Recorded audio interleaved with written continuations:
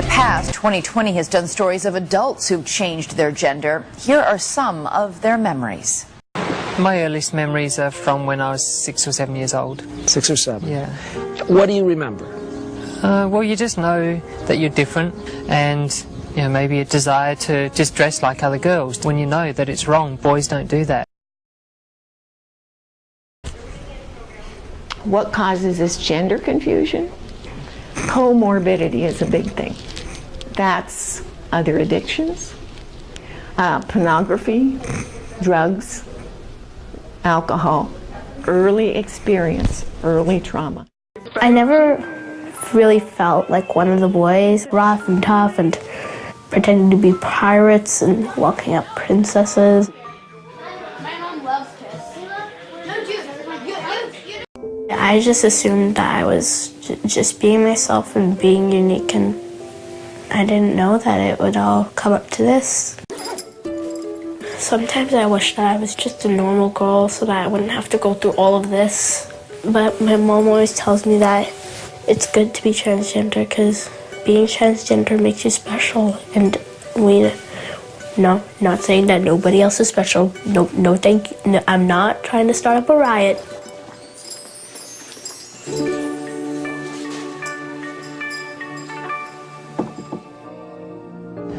Something was different since even before I can remember.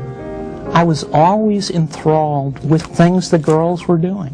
Whenever my parents were gone, I would experiment with my mother's makeup. I've always been a girl, even when I was a boy, when I was considered as a boy. In my dreams, I was never a boy. This is pretty much my all-time favorite dress. I especially like it because it goes swish, swish, swish, swish whenever I walk. I can't even pronounce his name, but he's a gender expert. He says the rise in very young children going trans, a lot of the times he thinks is because it's sort of like a fad. It's a fashion. The parents think we want to be with it. We want to support what they are being told is right. And so it's something fashionable to support your child being in this lifestyle. I certainly did not feel comfortable wearing makeup, wearing jewelry, high heels, things like that were agony. You were not a girly girl by any sense. I was a tomboy, that's for sure. Hi, my name is Q, and I live in Brooklyn. I like to sleep. I like to eat crunchy vegetables and fruits. I like to read. When Q was first coming out, his mom Francisca noticed that he no longer wanted to wear girls' clothing. And I thought it was because he really grows a lot, so then it started like, I think I'm a boy. There's a big spectrum from male over here all the way to very, very, very female. Very male to very female.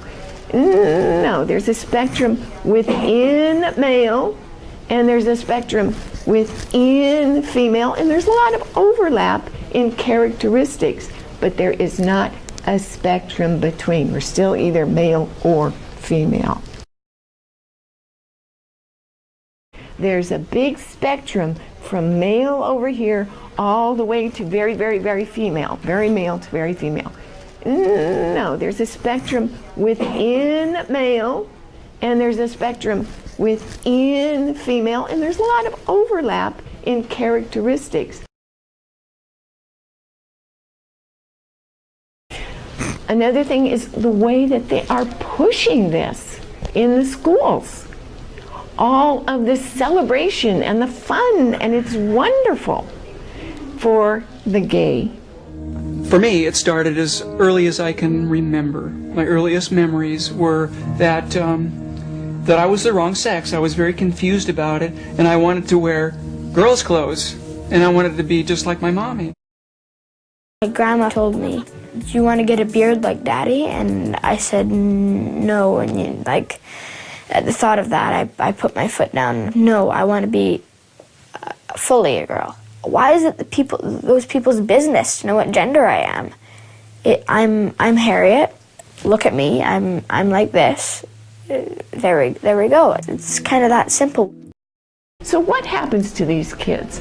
Well, you know that if they put these young kids, 10 and 11, on puberty blockers, with the guys, it stops them from developing a deeper voice, from the other secondary sex characteristics with girls, stops them from developing, and it's basically chemical castration, and the girls can become infertile.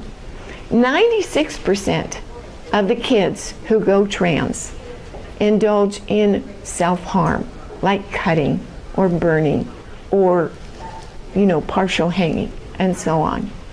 Why? Because they're so unhappy. Going trans is not solving their problems.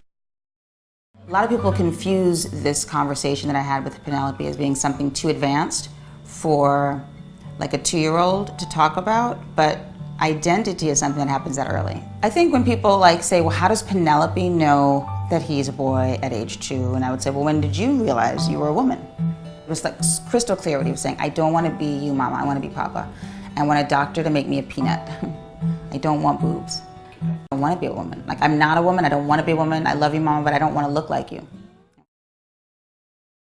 I knew that I was trans when I was 3. I just knew in my head and in my heart that I was supposed to be a girl. I was like, all right, I got this, but my body didn't match it. So I don't understand how you know that you should be something different. Like when you're little, when you're 3. Yeah, I have no idea. It's just one of those things that I would go up to somebody in 1st grade and I'd say, I'm what? And I'm a boy who wants to be a girl. You would say that to kids in 1st grade? Yeah, I didn't think there was anything wrong with it. It was just the thing that came with my introduction.